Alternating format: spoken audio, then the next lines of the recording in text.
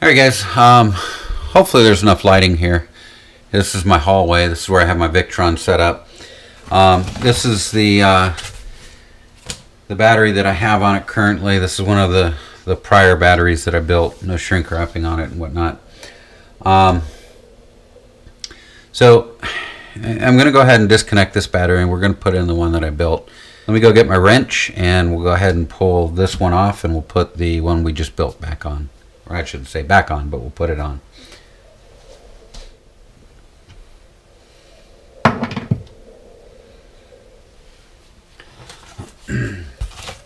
Created this cardboard cutout just to keep stuff from falling.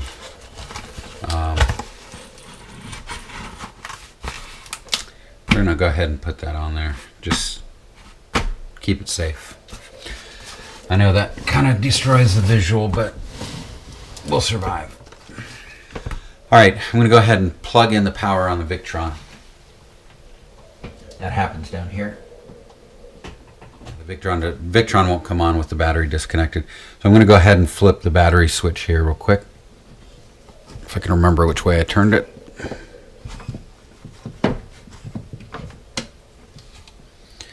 Alright, so the battery is on. So you can see the Victron is on. You can see it's in bulk charge mode. You can see that there's a low battery warning. We come up here to the battery monitor. You can see that the battery monitor is a little confused. It's based on amps in and amps out, so it has to go through a charge and discharge cycle. It's reading the voltage correctly, but you can see there's a battery meter down below, which I generally ignore anyway.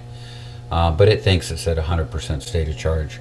If we come over here to the color control panel, you can also see that in the bottom left hand corner here, it thinks that this battery is at 100% state of charge. That's just because of the tracking that's happening on this shunt down in here. No light going to it, but there's a shunt which is connected to this battery monitor, and it's tracking amps in and amps out. So it thinks it still has a topped off battery, or a fairly topped off battery, I should say. Alright, so right now we see that in the upper left hand corner that there's 884 watts of shore power, which is going into the Victron and is being fed to the batteries, and that's equating to a 32.5 amp. You can see it in this bottom left hand corner. You can see that there's 774 watts going into the battery. It's kind of fluctuating. The battery is currently at 23.9 volts, and it is receiving 32.4 amps of battery charge right now, which is about half of what the Victron's capable of doing. So the only thing that's being powered right now is my I've got a network TV tuner, I've got a cable modem, and I've got a Apple Airport Extreme, actually Time Machine, so it's got the Time Machine backup drives in there. And now I will flip on the Mac Mini. So now we can see the AC loads just shot up. I'm going to go ahead and pause this. I'm going to come back in with a voltmeter, and we're just going to take a look at these cells, see where they're at, just for shits and giggles mostly. I expect them to be starting to veer a little bit at this point, but I want to see it on the charge curve and or on the charging cycle, and really kind of want to see where those cells are at. All right, guys, just going to go one cell at a time here. We'll start with what I referred to as cell 1, which is the first cell we charged and discharged. And realize this is going up while we talk, right? So 319. So probably by the time we get to the end, it's going to be a little bit higher. So 319, 3.19, 320, 321,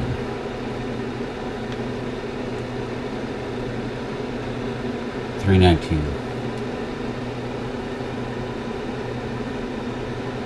319, 321.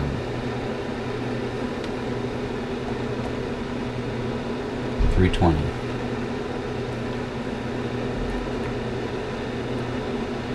321. So all the cells are within 1 or 2 hundredths of a volt, which is what we would expect. That's how they were when they were bottomed.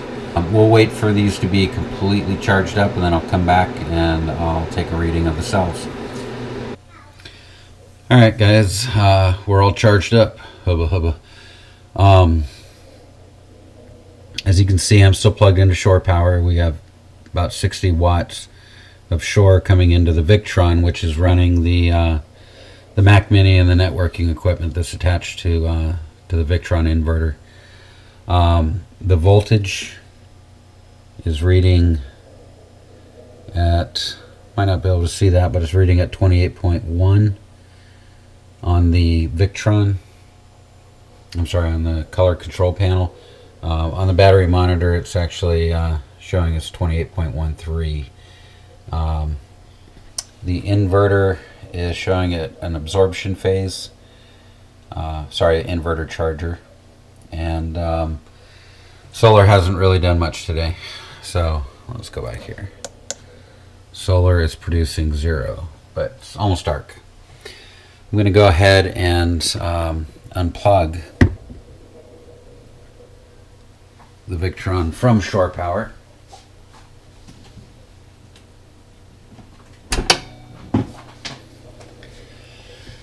You can hear the Victron kicks right over to inverter. I expect the batteries to be balanced the way they were at the bottom. Let me start with cell number 1 like I did last time.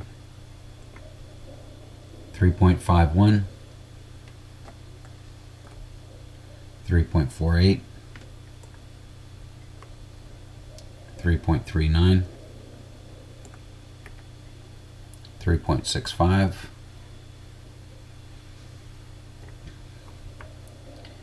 3.39,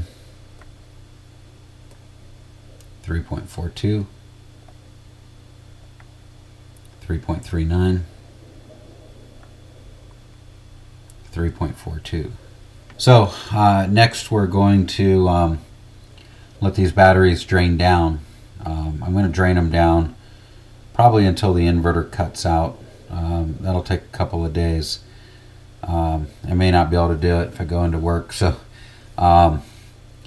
but we'll let them drain all the way down, back as close to the bottom as you know we safely can. We won't go as low as when we bottom balanced them, but we'll bring them down to 3 volts. Merry Christmas. Actually, this is what you do to try to drain your lithium batteries. It's like everything these days is good on energy, so I've had a little bit of a hard time getting. Right now I've got all my networking equipment, which includes a cable modem, a Apple Time Machine, which is a Wi-Fi router and storage or backup. I have a network TV tuner. I've got this big, well, sort of semi-big fan. I've got a Mac Mini. I've got all these incandescent Christmas lights. And if that wasn't enough, I have a diaper warmer. All of that is pulling a measly 6 amps on average. I also have this monitor, but I had nothing to hook up to it, so it's mostly in power save mode. If I click it on, it kicks in about an extra 25 watts or so. So all of that's running on this. Now, when I went and fully charged this battery pack here up to 28 volts, I went through each cell and I found one cell was like 3.65. We shouldn't be pushing these cells over 3.65. So at least not these CALB cells. So what I did was I went in and I lowered the charge from 28 volts down to 27.3 to try to bring those cells that got a little bit high down lower, and that totally solved the problem. We'll have to charge it back up and take some final readings on that, but I believe the highest cell at that point was sitting around 3.5 ish. So, and what I discovered looking at the charge curve, and I have an example of the charge curve right here on my iPad, and we'll look at it a little bit closer on the computer. But what I found was the little blue line right there. By nipping the top of that off, I was only losing about like 1/10 of an amp hour. So not much. And so these batteries are now down. The amp hour, the battery meter has read 102 amp hours coming out of the battery. You can see it right there, consumed amp hours, 102.2. The battery voltage, probably a little bit easier to see here, is the battery pack voltage is 25.35, and the cutoff is 3 volts per cell, which is 24. I expect that we're going to start hitting the sort of discharge curve real soon here, and we'll see that 25.35 drop off pretty quickly. I suspect in the next couple of amp hours. But needless to say, we're getting over 100 amp hours out of this. Discharging down to 3 volts per cell and 27.3. Let me bring up a calculator here. 27.3 divided by 8. We're charging the cells to an average of 3.41 per cell. In other words, a pack voltage of 27.3. Very, very much conservative and safe values. I'm going to let these die off, and I'll enjoy the Christmas lights. Kind of a nice look, right? I'm going to turn the lights back off. I'll enjoy the Christmas lights in my little bench test area here. And as soon as all this cuts out and I lose power to all my networking equipment and whatnot, I won't plug in the Victron. I won't start charging the batteries. I'm going to come in here with my laptop. We're going to take a look at, I'm going to have to use a hotspot to get on the internet.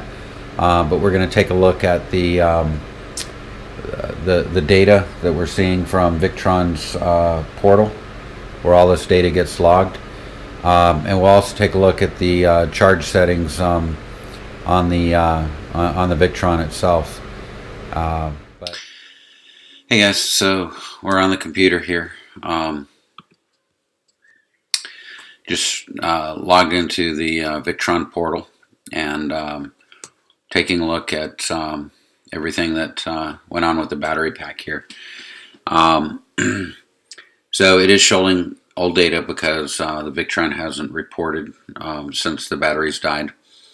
Mainly because it's hooked up to the wireless router that it's powering. So there is still power going to the Victron charger inverter. It's just disconnected the inverter at this point. It disconnected it disconnected inverting at 23.99. The cells have since recovered. The pack is now sitting at 24.22. So it's recovered a little bit. I measured each of the cells and they're all within 1/100th of a volt of each other. So pretty much perfectly balanced. This is the exciting news right here. And this shit rocks. 110.1 amp hours is what we got from this battery here.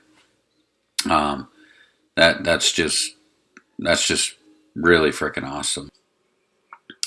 I did drop the charge, both absorption and float, down to 27.3. So ultimately what happened here is the Victron brought it up to 27.39, it looks like. Um, right at about, I guess it's right at about 8:10, 8:15. We went ahead and pulled the power on the Victron, the shore power, and the battery drain started. You can see here that I could have even nipped away this all the way down to, instead of trying to charge at 27.3, I could have gone to 27. We would have lost 10 minutes, whatever that equates to. So really not getting much on this curve right here. Same thing on the tail end, right? I could have been a lot more conservative with this and cut the charge, maybe at 24.5 or something, instead of 24. So, if you're a kind of a person that likes to play it safe, just find the beginning of this curve and chop it out on both ends. Seriously, we could be at,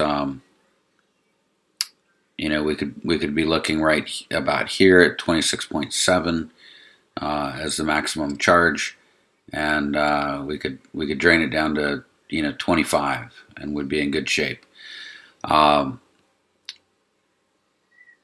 27.3 down to 24 is well within the ratings of each cell. Divide by 8. I'm doing a 24 volt pack, so divide by 8 is what those cell voltages would be if you do the math on both the charge and the discharge. So you can see from this image here, or this graph here, and this Victron portal is really awesome. I mean, just to be able to sit here and look at what my batteries are doing is it's pretty useful, pretty handy information. There's not a lot of other products out there like that would just log to a portal environment.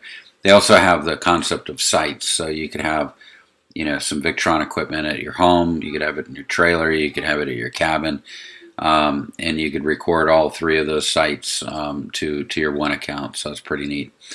When we first pulled the plug on the Victron, started running just off battery power, I was pulling about a 2.8 amp, 2.9 amp load.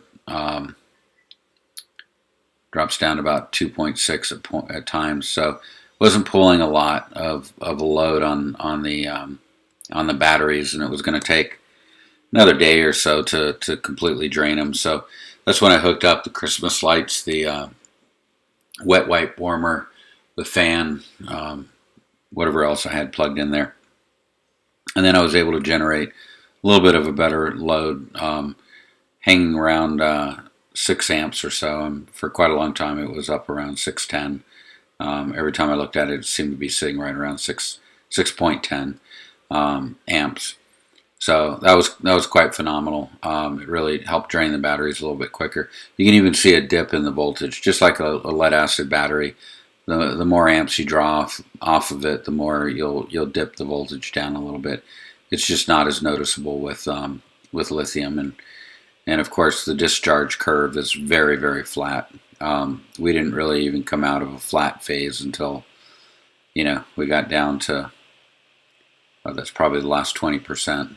Not even that, maybe the last 10-15% we started dipping down a little bit. Otherwise it pretty much hung between 26.7 and maybe 26 volts, which is phenomenal. All right, solar, just so you see, I'm not cheating. There was no solar power, nothing. Maybe I take that back. Was there a little glitch there? I don't think so. Oh no, that's when I added increased load. Something must have woke this guy up a little bit. But essentially, the MPPT controller has been in fault mode the whole time. That's because I have the solar panels disconnected from the MPPT controller. Solar charge voltage, this is just what the solar charge controller sees as far as voltage on the charge end versus at the battery terminals. And as you can see straight across, we've got 0 amps coming in from solar.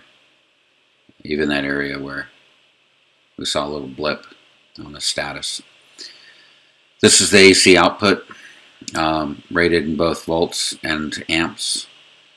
And as you can see, got up to about 1.1 amps. This is AC output, rated in watts. I only have a 1 phase. I'm not doing 2 or 3 phase AC, so it's just 1 hot leg. That's what she said. So you can see, at our peak we're pushing 100. I think I saw that bounce up to like 140 or something like that. Yeah, 142. You can see the Victron. Victron energy bus state the entire time was inverting. And that's all the graphs I have set up in my advanced tab here. But again, this is pretty phenomenal to see that we got 110.1 amp hours out of a 100 amp hour pack using very conservative numbers. I'm going to go ahead and stop this recording. I'm going to log into my virtual machine, which is a Windows virtual machine where I have the Victron configuration utility set up. And we'll go ahead and take a look at the settings on that.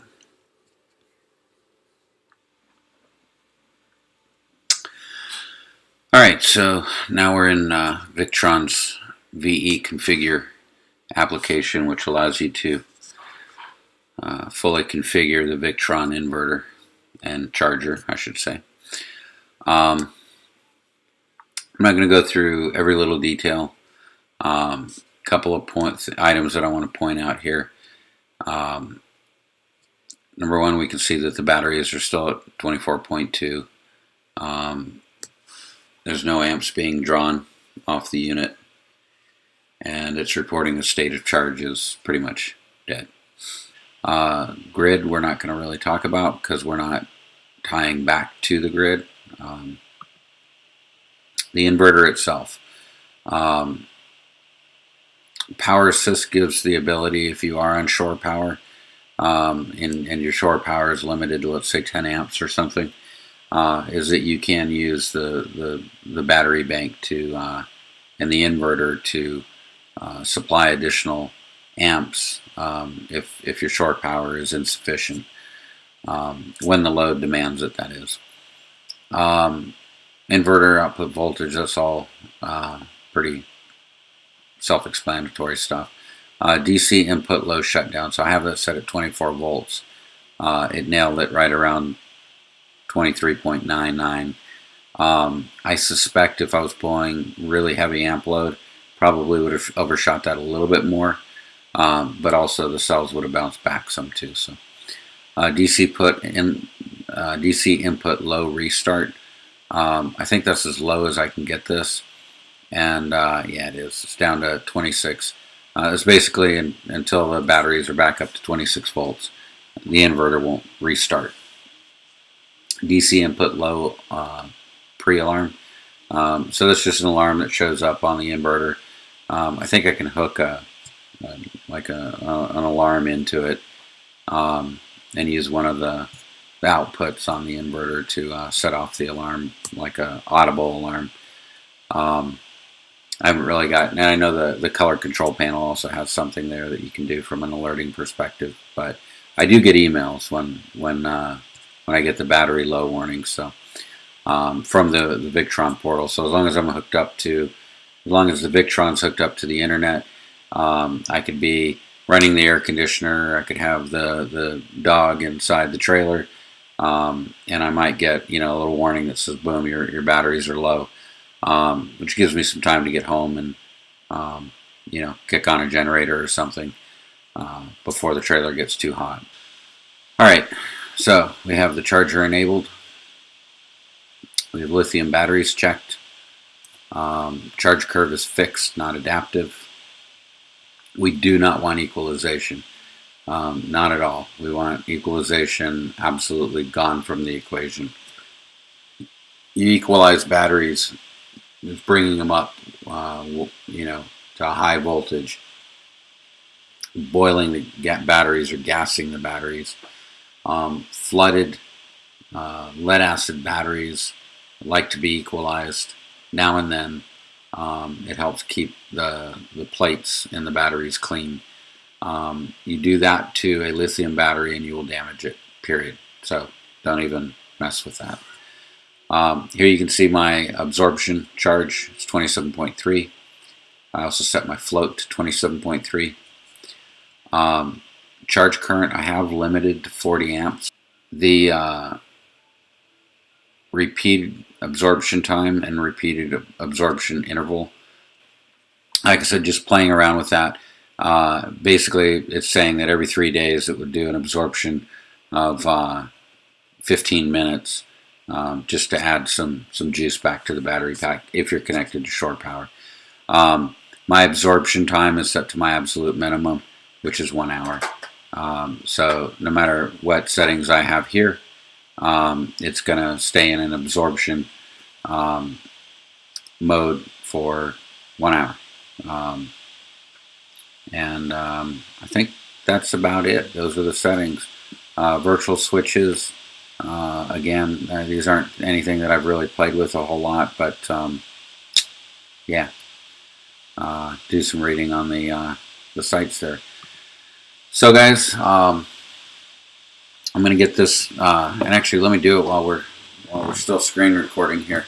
Let me get this this battery pack back on the charger. So I'm going to connect shore power back up to the Victron here.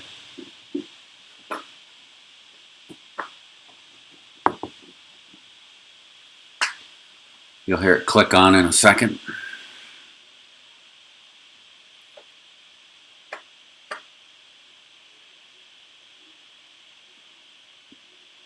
That wasn't it. That was my cat scratching at the ground.